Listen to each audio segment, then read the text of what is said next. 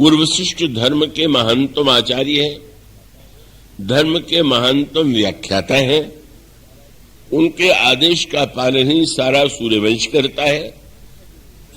अब वो चित्रकूट का जो प्रसंग है, उस प्रसंग में भगवान श्री राम ने एकांत में और अन्यत्र जब यह प्रश्न किया कि धर्म के अनुकूल क्या करना चाहिए, इसका निर्णय तो गुरुदेव ही कर सकते हैं, तो उस समय गुरु वशिष्ठ की वाणी से वह वाक्य निकला जिसकी साधारणतया कल्पना नहीं की जा सकती थी। उन्होंने 2 संकेत दिए, और 2 क्या 3 संकेत किए, और तीनों की पंक्तियों को आप ध्यान से पढ़ें तो ये समझ में आ जाता है कि वे क्या कहना चाहते हैं। उनका योग कुयोग, ज्ञान अज्ञानु, जहान राम प्रेम प्रधान। वो योग नहीं है, कुयोग है। योग का आजकल बड़ा प्रचार हो रहा है। आजकल उसको एक शब्द बढ़ा दिया गया है। योग शब्द लोग कहने में शायद कमी समझते हैं, इसलिए आजकल लोग कहते हैं योगा सीखने जा रहे हैं। मानो उसके द्वारा उसका अंग्रेजीकरण हो गया कि भाई वो योग नहीं योगा। तो योग जो है वो बड़ा उपयोगी, पर योग की उपयोगिता अगर केवल शरीर के लिए है तो स्वाभाविक है। शरीर स्वस्थ होना चाहिए, और स्वस्थ शरीर से व्यक्ति अनेक अच्छे कार्य कर सकता है। लेकिन शरीर के अस्वस्थता के कारण अगर उसका उपयोग व्यक्ति इस रूप में करे कि जितना शरीर स्वस्थ रहेगा उतना ही हम भोगों को भोग सकेंगे, तो परिणाम क्या होगा? जब गुरु वशिष्ठ कहते हैं योग कुयोग, तो इसका अभिप्राय कि क्रिया में योग की आपने प्रक्रिया के द्वारा शरीर को स्वस्थ बनाया, और स्वस्थ बनाने के बाद फिर आपने उसका उपयोग भोगों के लिए किया। तो ऐसी स्थिति में योग का शरीर स्वस्थ रखना चाहिए, पर शरीर के स्वस्थ रखने का उद्देश्य ये है कि शरीर के द्वारा केवल भोगों को ही नहीं भोगना है। इसके द्वारा प्रसंग आता है, गरुड़ जी ने कहा, भूषण जी से पूछा कि आप सुमेरु पर्वत पर कब से निवास कर रहे हैं? तो उनका यहाँ बसत मोहि सुनु खग ईसा, बीते कल्प 7 और 20 27 कल्प तक से नए में यहाँ रह रहा हूं। तो महाराज आपको तो वरदान प्राप्त है, तो क्या आप शरीर का त्याग नहीं करना चाहते क्या? तो उन्होंने कहा नहीं, मैं शरीर का त्याग नहीं करना चाहती। क्यों नहीं? तो उन्होंने सूत्र दिया, तजउन तन निज इच्छा मरना, क्योंकि तन बिन वेद भजन नहीं भरना। शरीर के द्वारा ही तो सेवा भजन ये श्रेष्ठ कार्य भी होते हैं, इसलिए शरीर की रक्षा करना आवश्यक है।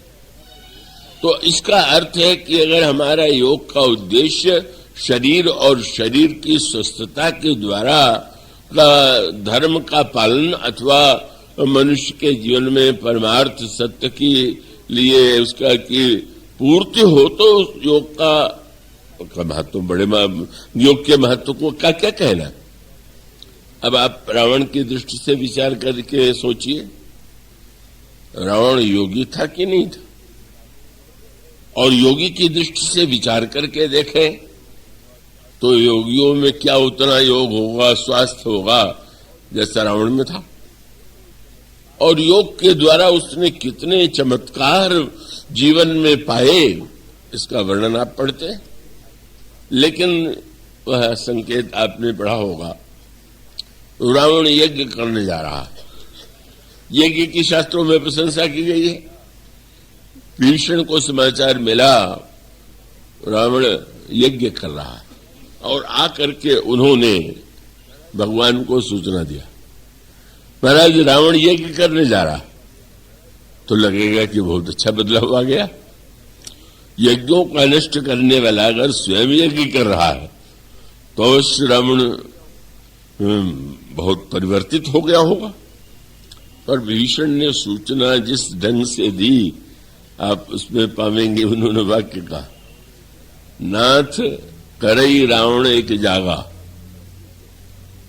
और अगला वाक्य का सिद्ध, यज्ञ कर रहा है, यज्ञ सिद्ध हो जाएगा। सिद्ध होने का फल क्या होगा भाई? बोले सिद्ध भय नहीं मरी अभागा। सिद्ध हो जाने पर अभागा मरेगा नहीं। अरे जो नहीं मरेगा वो तो बड़ा भाग्यशाली लोग मानते हैं, बड़ी लंबी आयु है। पर विभीषण कहते हैं अभागा मरेगा नहीं। मानो संकेत यह था कि ये जितना सिद्ध यज्ञ करके अंत में लोगों को मारेगा, वो तो संसार के लिए इसका शरीर का अमर हो जाना, मृत्यु का लोगों के लिए कारण बनेगा, विनाश का कारण बनेगा। और उन्होंने कहा यह अभागा भी है। क्यों?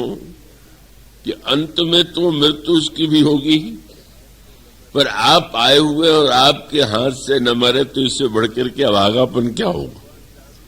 इसलिए महाराज भगवान राम से अनुरोध किया कि इस यज्ञ को आप नष्ट कराइए। तो मनुष्य का अभिप्राय कि यज्ञ क्रिया के रूप में धर्म का रूप है। भगवान यज्ञ रक्षक है, पर यज्ञ रक्षक होते हुए भगवान ने बंदरों को भेजा कि जाकर के तुम रावण का यज्ञ नष्ट कर दो। जब रावण का पता लगाते हैं तो रावण सिंहासन पर नहीं था, शयनागार में नहीं था, एकांत में बैठा हुआ रावण योग का प्रयोग करता हुआ प्रशांत भाव से बैठा हुआ बंदरों ने देखा। लेकिन बंदरों ने उसमें जो वाक्य कहा वो बड़ा व्यंग्यात्मक भी था, वो सत्य भी था। उन्होंने कहा उठो उठो। प्रहार किया पर रावण उठता नहीं। लगा कि रावण तो बड़ा सहनशील है, लात मारते नहीं, लात सह भी लेता। अभी सुना रहे थे लात मारने का, लेकिन वो सहिष्णुता नहीं रावण की। उसकी योजना क्या है?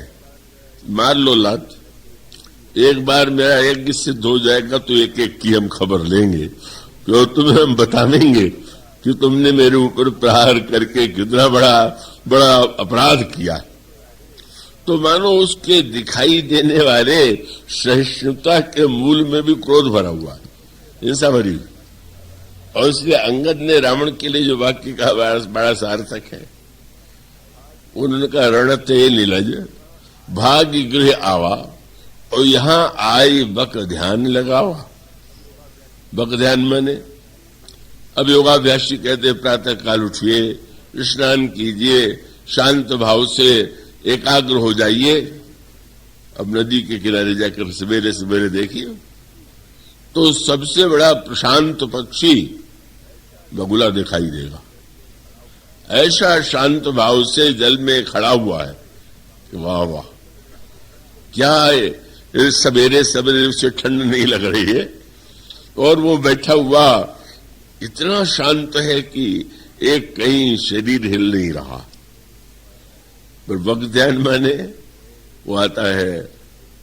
प्रभु जब गए पंपा सर में तो उन्होंने बगुले को देखा, और बगुले को देख करके प्रभु ने साहित्यिक व्यंग करते हुए कहा, लक्ष्मण पश्य लक्ष्मण पंपायाम बको परम धार्मिका। देखो देखो ये बगुला कितना बड़ा धार्मिक, इतने सवेरे स्नान करके, और उसके शरीर में थोड़ी थोड़ी आप देखेंगे कि लगता है कि जैसे किसी ने भस्म लगाया हो। तो लगता है पूरा भक्त है, भस्म लगा लिया है शरीर में और एकाग्र भाव से साधना कर रहा। और एकाग्रता काहे के लिए? कि जल में कहीं मछली दिखाई दे और वो तुरंत फिर उस समय वो उसको पकड़ करके अपने मुख में डाल लेता है। तो प्रभु ने जब यह व्यंग भरा वाक्य कहा, पश्य लक्ष्मण पंपायाम बको परम धर्म का, तो मानो मछलियों ने कहा कि महाराज हमसे पूछिए कि कैसे धर्मात्मा, क्योंकि सहवासी विजानियात चरित्रम सहवासनाम, पास में रहने वाला ही दूसरे व्यक्ति के चरित्र को जानता है। बक ध्यान कहने का अभिप्राय है कि तुम्हारी ये सहिष्णुता, तुम्हारे जीवन में जो ये लक्षण दिखाई दे रहे हैं, इसके पीछे कितनी हिंसा वृत्ति है, कितना अपवित्र उद्देश्य है। तुम वस्तुतः दूसरों के विनाश के लिए अमर होकर के मैं अधिक से अधिक लोगों को मृत्यु का ग्रास बना दूं, यह तुम्हारा उद्देश्य है। इसलिए मानो योग का अर्थ है मिलाना। योग शब्द का अर्थ है मिलाना। माने योग का अर्थ है जो भगवान से जीव को मिलावे। तो शरीर के द्वारा, फिर मन के द्वारा, फिर बुद्धि के द्वारा, फिर आत्म साक्षात्कार के द्वारा, योग के द्वारा व्यक्ति भगवान से एकत्व का अनुभव करता है। तो गुरु वशिष्ठ कहते हैं कि अगर योग का यह उद्देश्य नहीं है तो वो योग है, योग नहीं।